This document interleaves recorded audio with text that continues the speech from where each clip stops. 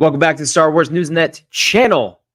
Tyler, joined as always by my good friend Luke for the Star Wars Timeline Show, episode 21 this week. We're now firmly in the 20s, camping out in the year 232 BBY, talking some Young Jedi Adventures episodes 11 and 12 this week. We are moving right along, and I mean, obviously these episodes don't have the grandest overarching story, but there was this 2 episodes that we're doing that actually kind of drop some hints of some of the big reveals that take place later in the season. So I am excited to talk about these 2 episodes. Luke, are we ready to dive into more of the wonders of the mind of a child? As always, we are very ready to dive into Young Jedi Adventures, and I'm ready to kick it off. Let's go. Let's do this. All right, so episode 11 is titled The Gangles and Bad Egg. We'll start with the Gangles portion here. Nash's Jedi friends set out to find her missing speeder. Our trio is really eager to see Nash's new speeder, but before they can see it, it's stolen by this kid named Ori. They track him to a nearby town named Anklir Bitlind.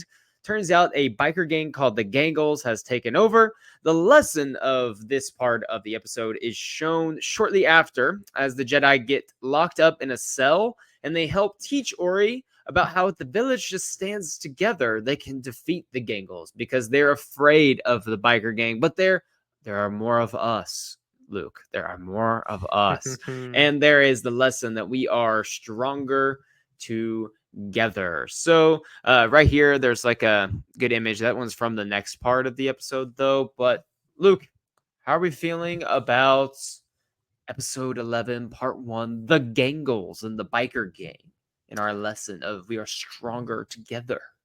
It's really potentially one of the 2 main core philosophies of Star Wars. There's the found family aspect of Star Wars, and then we've kind of got like you're stronger together. If you all rise up and join up, you can defeat the menaces who control everything, kind of. And so yeah, I think it just kind of hits home to like what Star Wars is this episode. So for kids that are getting introduced to Star Wars, I think this is a really good one to show them like, hey, this is like what you're getting into. So if you like this, you'll like everything. So I love that. So as always, let's get into the notes, shall we?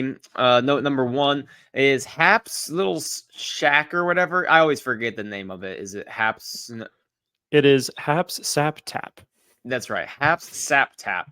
So he's got another new band playing in the corner. He seems like he's always got a new, rotation going. Either he's super rich and can just afford to bring in the best band and musicians and artists from across Tanu in the sector, or he's just putting these people to work for free, like they're just trying to earn a little bit of recognition in the galaxy. What are we thinking on the Hap? Do you think he's just a good businessman trying to give these people a shot, or do you think he's like also just so wealthy that he could just afford to bring in whoever he wants to play on a random Tuesday afternoon? I'm gonna go with my thinking is that he's just a good guy, and I think maybe these people are getting like some free publicity, like they're just passionate about music. So he's like, guys, you're my friends, get up here on stage and play your heart out. Like I'm giving you just this platform. We also see Hap make some mossberry biscuits, Luke. We're talking about these little biscuits with like this green moss type thing on it. It looks like they're filled or stuffed with something based off of the bites being taken. Would you partake in a mossberry biscuit? I like to, always make sure you're willing to try Hap's latest creations. But of course, a mossberry biscuit might not sound appealing to everyone. I appreciate you asking, because I love food. I love some Star Wars food, but I think I might pass on a mossberry biscuit. The moss part of it kind of turned me off. I don't know if I'm going to eat something with moss in the title. So that's unfortunate for Hap. He's losing Luke's patronage when it comes to the mossberry biscuits. Nash gives another one of her special voices. She's always got a special voice for something. There's this weird little accent she'll take on, or she changed the intonation of her voice a little bit. And here she's trying to give them a look at her new speeder, and she's just does one of these, right? Check out my new speeder, one of those. And I don't know about you, this is my least favorite Nash voice so far. I'm sorry, Nash. Yeah, it's a little annoying, but then again, like kids can be. So it's fine. I was like, yeah, that seems like a voice a kid would do. That's pretty believable. So, do you remember when they get to Angler Bend? This was my next note. The bartender there at Angler Bend that's pouring them the drinks.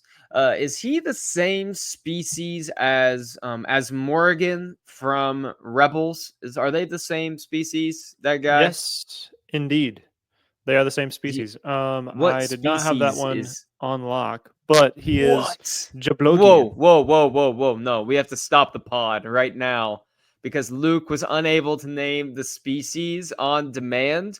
This is a first for Star Wars Newsnet, just as a whole, not just the timeline show. This is a first for all Star Wars Newsnet of Luke not being able to name the species right off the bat. So we just have to document this moment in time because it is remarkable that we've gone this long, that you've managed to go this long without getting, just one little lapse in your species uh, knowledge. But anyways, continue. I Let don't us know think I'd what species ever is. yeah, I don't think I'd ever even researched which one this was, but immediately, if you've watched Star Wars Rebels, 2014 to 2017 when that show came out, you'll see this character as Morrigan, and they both are this really weird looking orange, wrinkly kind of character. It's very weird. And so, yeah, I'd never even heard of this actually. So it's a Jablogian. Jablogian. Okay. Very, Uh, I don't know why. It just reminds me of like Jigglypuff, but they're not anything close to the yeah. same as Jigglypuff. Jablogian. So the Jablogian is the guy who's managing the drink. Seems a little bit nicer than Asmorican. I don't know about you, but when we first meet the Gangles, right? And there's this little creature that's on the speeder bikes for the Gangles, and he kind of gives me Babu Frick vibes. They're not the same species, but they walk in. He's this little tiny little critter, and he's like, "Hey, what's going on?" One of those type things. And I'm like, is this like inspired by Babu Frick right now? That's kind of what I was picking up. Or I think I mentioned this earlier. Maybe I didn't in one of the other episodes, but it seems like maybe a Bonbrak that Ram Jamaram also runs around with. Oh, that's a Someone who good kind of idea. just like is good with tools or something. But yeah, funny little creature that guy is. Okay, yes, that I think is correct. That makes perfect sense. That's good. That's very good. I like that. And we're gonna get into bum breaks here soon anyway, with all the stuff coming up with Rom Jumram in 232 BBY, believe it or not. And so the leader of the Gangles is Selak. Is Selak a Trandoshan? Yes, Okay, okay, just I was right like there. Bosk. Just like Bosk.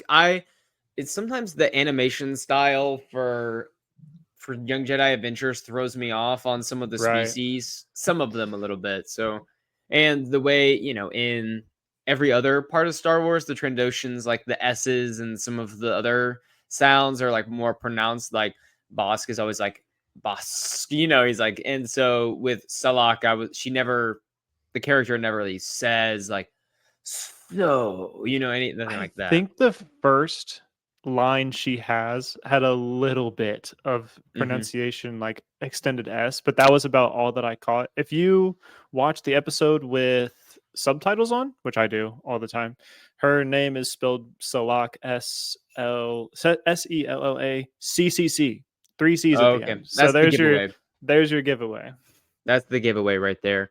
The trio gets locked up by the Gangles for trying to get the speeder bikes back and let them leave the town.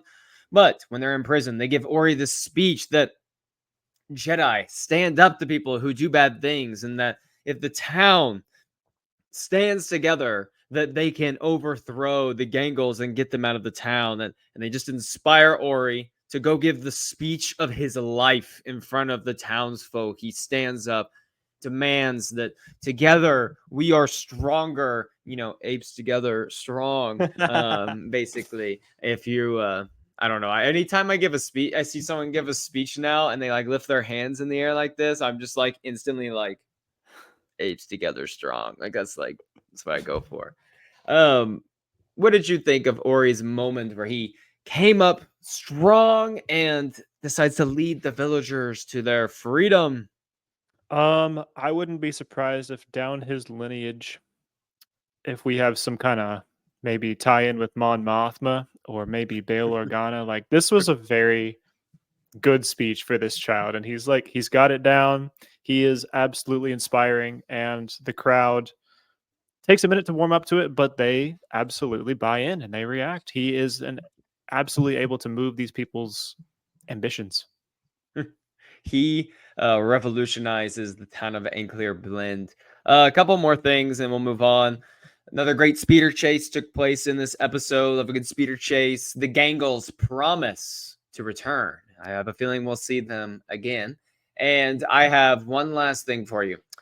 Toro Calican from Mandalorian, with episode like 4 or 5, I think, something like that. Season 1, episode 5. Yeah, season 1, episode 5 on Tatooine, and how he's like the worst. He's just the worst, and like the worst bounty hunter, worst personality, worst person, all those things. Just kind of sucks at everything.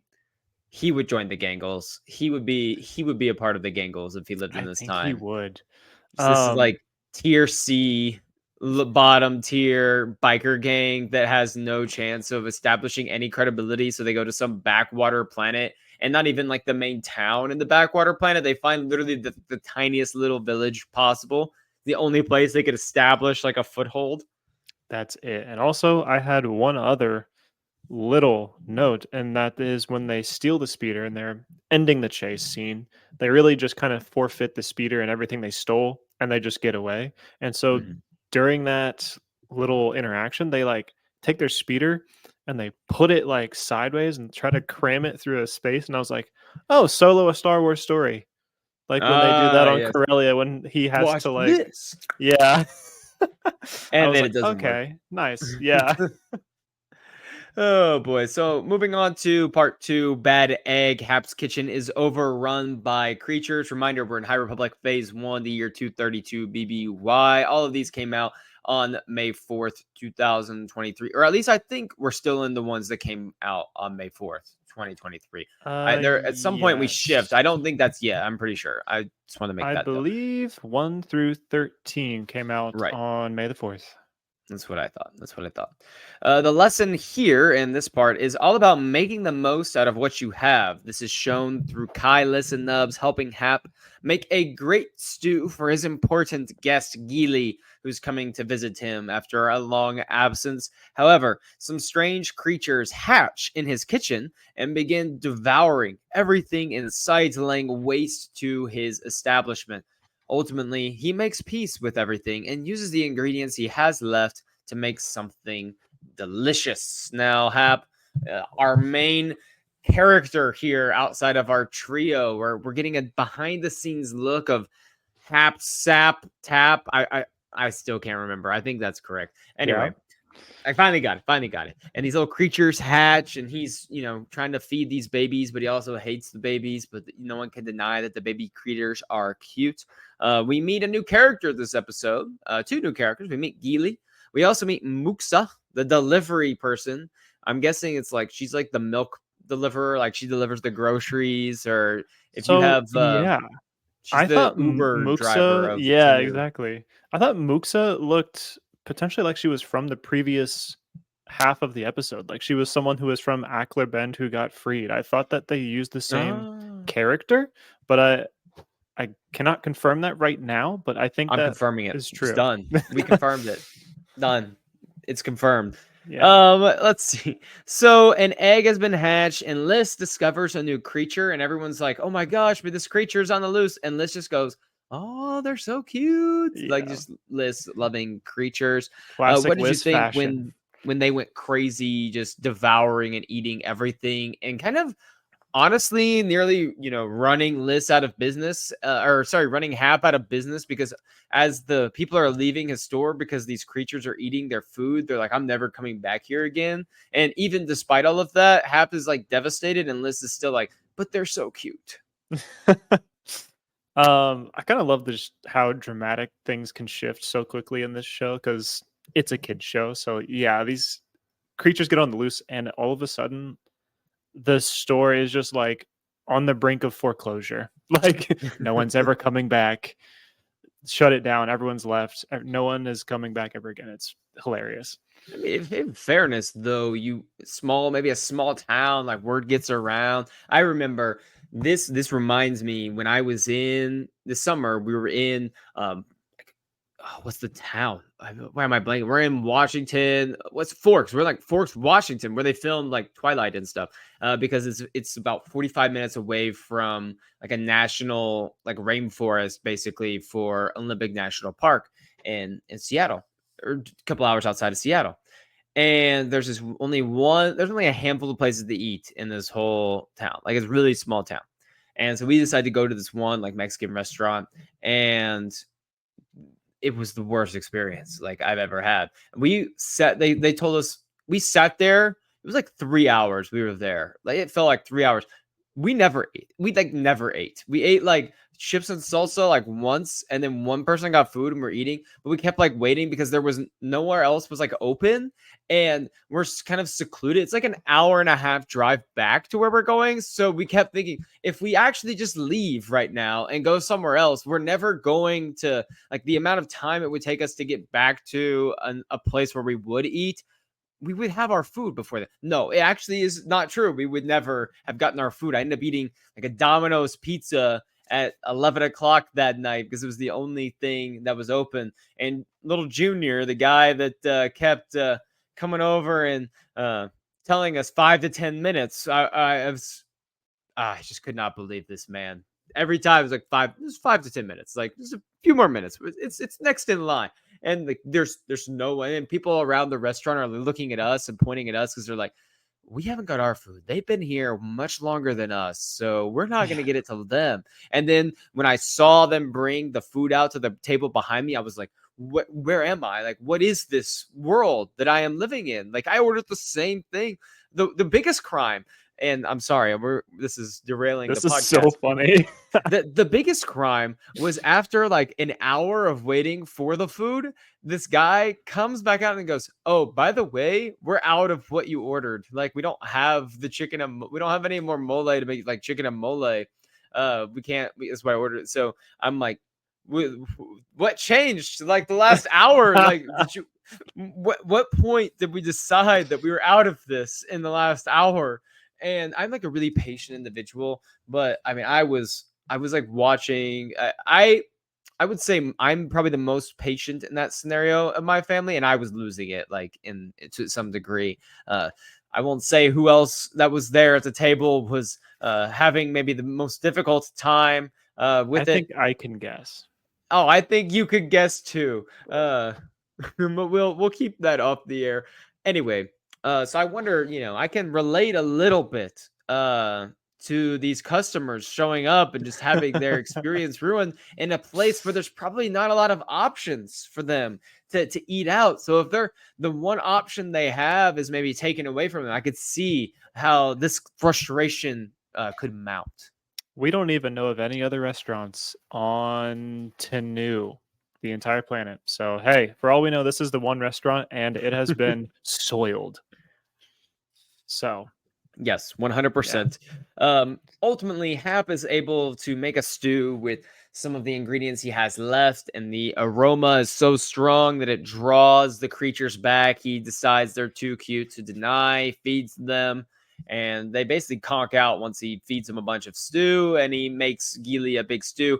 Is there a dish that has been prepared for you specifically, like if you're at a restaurant or maybe a family gathering and a family member was making something where the aroma was so strong that it drug you into the room to wait until the moment that it was ready, because being apart from that smell was even worse and more agonizing than being present with it, knowing you can't eat it yet.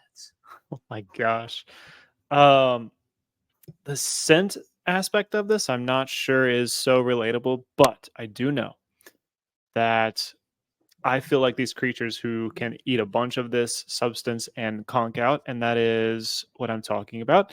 My mother's green bean casserole. Ooh, Maybe that I feel sounds like that's disgusting to some, that's but incredible. I think it's one of the best things I've ever had in my life, potentially the best, and I will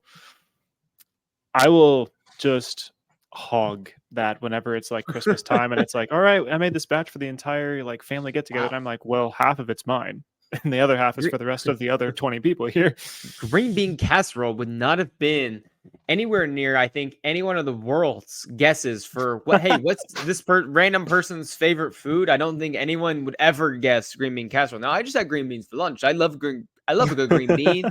I enjoy a good green bean casserole. Never met someone who says the green bean casserole is hands down their favorite. But It's I'm looking forward. I'll have I to don't make a understand it trip myself to either, but I can't deny myself. we have to make a trip to the Sheehan family gathering this winter time for some green bean casserole. Sounds like, or for your wedding, maybe your mom can make some green bean casserole for the Ooh, wedding next year. hey, exactly. I think that we're onto something there. we Um, we've now we're on to something here. my final So note on yes, this one okay. actually is our species time, and that is for Geely and Hap.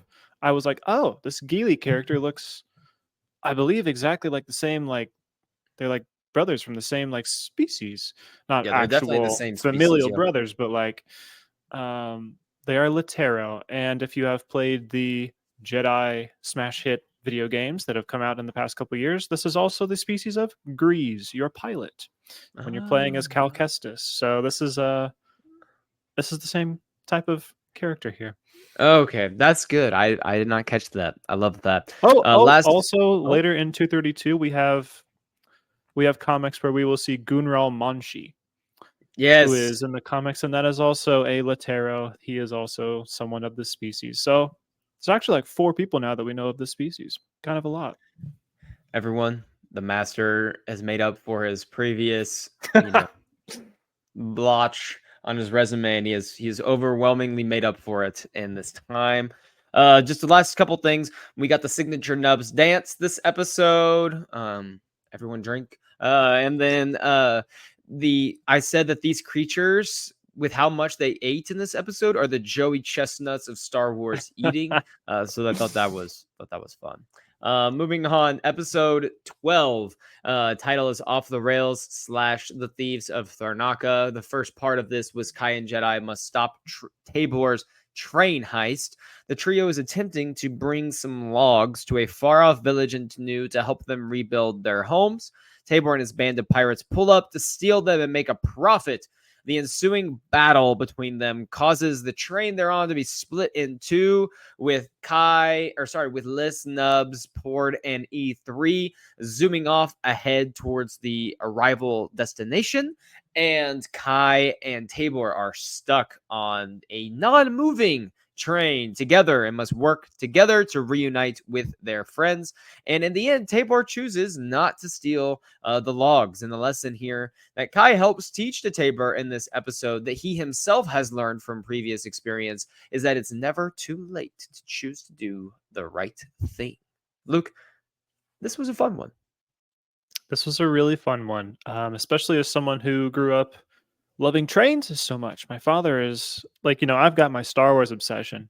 My dad has like a train obsession. He loves trains so much. And so I saw this little, train episode we have here, and I'm like, oh, this is how I'm going to get my dad to watch Young Jedi Adventures. Won't I happen, love but it's it a good won't try. happen. I love anyone that's like anytime someone is passionate about something, because I'm passionate about a lot of things. And so I love being able to get people like to dive in their passions. The biggest, most passionate person I've ever met in terms of trains, I don't remember this person's name. And if I did, I would keep it off the air. Or off the air, off the pod. But there is someone that we both went to college with, like 8 years ago. Oh, I do know who it And is. okay, that I learned this person would love trains so much. They would get up at like 1 a.m. at times or 2 a.m. to go to the train tracks to sit and watch specific types of trains go by in the middle of the night. And, I'm never one to laugh or make fun of someone else, but I will say, in terms of dedications to a very niche uh interest, that has to be up there. Like, I've never heard of someone that would go that early in the morning to watch a specific train. And at this point, I'm like, I tip my cap to you, sir, wherever you are. And honestly, I'm like, I hope that for the rest of his life, he continues to be so passionate about trains. He gets up and goes, he shares that passion with others, all about that. But to me, I saw this episode, I thought of train passion, and I'm like, oh, I remember that guy. Yeah, and yeah, it just makes me think of my dad. He's someone who will take a cross country trip by car to go see a train that's over in like New Mexico or something. He's Where does that he's where does all that about come it. from? Is that just something he was like really interested in? Was there work that he's ever done with trains specifically, or like your family or anything like that, or is it just I like trains? I think it's kind of so he grew up on a house that it was in the town of Rushville, and it was right on the train tracks. So Oh, okay, as a child, just captured his right. fascination, and it's just stuck I for love with that. him since childhood all the way through. So I love yeah. that. So a couple, let's get to the notes here. Obviously, Tabor is back. Something that's important is that the economy is booming on Tanu because apparently, and they are working together here on Tanu because apparently they can afford high-speed rail. I would love some They, of that in the US, yeah, actually. we've successfully implemented high-speed, cross-planetary high-speed rail on Tanu. Would love to have some high-speed rail here in the States at some point. Never gonna happen. Let's see. Kai and Tabor are hanging out. I think Kai's been hanging out with Ram Jamaram quite a bit because he disarms Tabor and says, "Wizard move, huh?" I That's like probably multiple times we've had the term wizard used in Young Jedi Adventures. So I love it. I love that we just keep throwing it in. We just keep throwing Wizard in all the time. Speaking of Wizard, I believe you'll be dog sitting for someone with a dog named Wizard. So Indeed, that is in my plans today. massive news for I didn't realize that the owner of that dog was such a big Young Jedi Adventures fan. Hey, that's absolutely confirmed what it is, and definitely not Harry Potter. So Tabor and Kai discuss the differences between Jedi and pirates here in this episode and like the philosophies that each have. And I thought it was interesting. They even found enough common ground to work together. Like they both realized they want to both be great at something and really leave their legacy and their mark. But they go about it obviously in two completely different ways, but they still found enough common ground to work together. And I thought that was a great note for the kids watching who have been watching Tabor as the antagonist. And now these little kids are like, oh, they're working together with Tabor because they both like the same, things in some regard. And I feel like this episode did a really good job at like breaking down the barriers for Tabor and really for the audience that's watching who's only seen him as solely antagonistic. Like Hmm. we really got when they go down to the grounds to get the log back up that they dropped. There's a really good heart to heart there about wanting to be great, achieving, like aspiring to be great. And both of these kids do. They're both kind of Hmm. going about it in different ways, but Kai understands why Tabor does what he does. Tabor can Hmm. actually let himself, let his guard down and actually understands why Kai does what he Hmm. does. They've really on screen actually gained some respect for each other. And I thought that was pretty powerful for kids to see Hmm. that like nobody's a lost cause. And that's kind of what Kai is telling him. Hmm. Like, you may have done bad things, Tabor, but like it's not too late to do a good thing. It's never too Hmm. late to do that. So And they're awesome. very similar. Like they're very similar people as well. Like Yeah. yes, Tabor is very selfishly motivated, but a lot of what they're motivated, to do, like their personalities are very similar. I thought the last couple things Nubs and Liz stopped the moving train with extreme precision in order to reconnect it. Like, that was a pretty powerful display of the force from our two younglings. And we see Kai basically quote something that Master Zia tells him when they meet Ace Callisto. And just interesting considering we're going to see Ace Callisto again in the next part of this episode, where about the how, it's never too late to do the right thing. Just because someone's done bad things before doesn't mean they can't, do the right thing in the future. Exactly. I think that was just really good.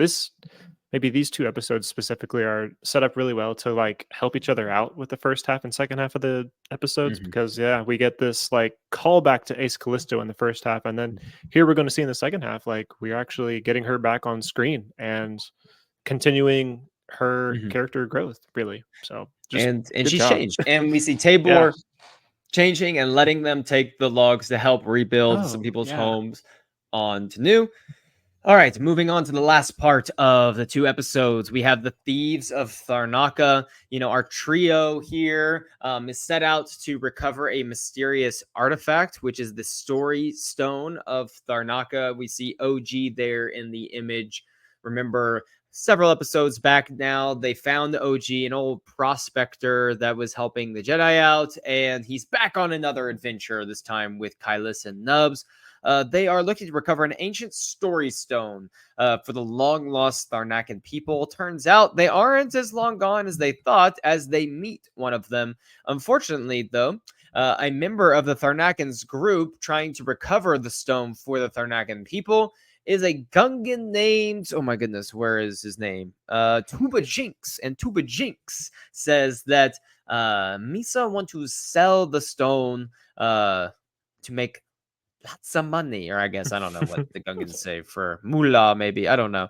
But the group worked together with the Tharnakan Ishbul and their friend Ace Callisto, who is back to get the stone returned. But the lesson here is that we must change our plans if we learn something new, and that's shown by OG and the group wanting to retrieve the stone for themselves, for the Jedi archives to be studied, because they think the Tharnakans are lost, but ultimately they realize, okay, the stone belongs to the Tharnakan people, and because they're still around, we need to make sure that they can get the stone back, and it's okay that we don't have the opportunity to study it moving forward. Luke, how are we feeling about Young Jedi Adventures Episode 12, Part 2? I think this was my favorite one of the four that we're covering today, really. My favorite story because we not only get a callback to OG, he gets to come back with us on an adventure. He's from one of my other favorite kind of stories where, like, the Jedi, the young Jedi, are sent to go find some ancient artifact, and it happens to be OG. And so Mm-hmm. then we get him here, and we're also using him to find this ancient stone. This has this history around it. Just my favorite little plot device. My favorite kind of just like trope is finding those ancient treasures. And so we get that here, Right. and we get Tuba Jinx, who was a kind of a fun little character, kind of a callback to maybe Wet Bub, who we'll see later in the books. He's Right. also a Gungan for the Nile, but yeah, it was really fun, and I liked it.